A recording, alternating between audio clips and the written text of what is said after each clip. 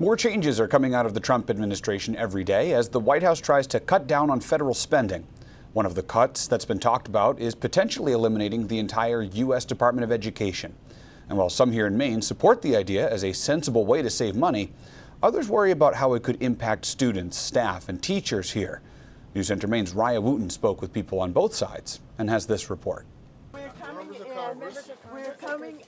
In a lockout at the U.S. Department of Education in Washington last week, members of Congress, including Representative Shelley Pingree, were barred from entering, leaving decision makers like Pingree bracing themselves for a possible DOE shutdown. They said during the campaign that they wanted to eliminate the Board of Education, the Department of Education, and it looks like that's already begun with layoffs and lockdowns, proposed funding cuts.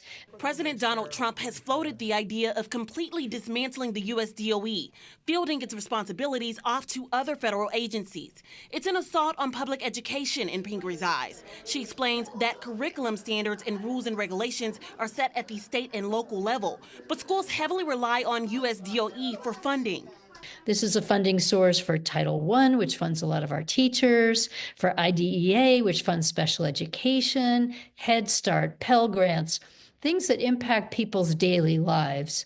So when people are talking about, oh, I want government to cut some spending, they don't mean like my local school. Here in Maine, many Republican state lawmakers have voiced support for getting rid of the federal DOE, calling for a return of funding to the state level. Republican House members like Barbara Bagshaw say Maine's ranking in math and reading has dropped when compared to other states. What's happening in Washington should not distract us from fixing Maine's failing education system.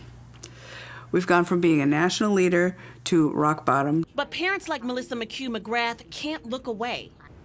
I can't even imagine the devastation it's going to have on communities. Her daughter struggles with extreme anxiety and has frequent panic attacks. She depends on what's called a 504 plan that provides special accommodations in the classroom, accommodations that are protected at the federal level. She worries interruptions in federal funding or a U.S. DOE shakeup could hurt Maine teachers and their students. Because if they think blowing it up is going to fix it, they're grossly misunderstanding the very personal effects that's going to have on everyone, regardless if they have a kid in special education or not. Raya Wooten, News Center Maine.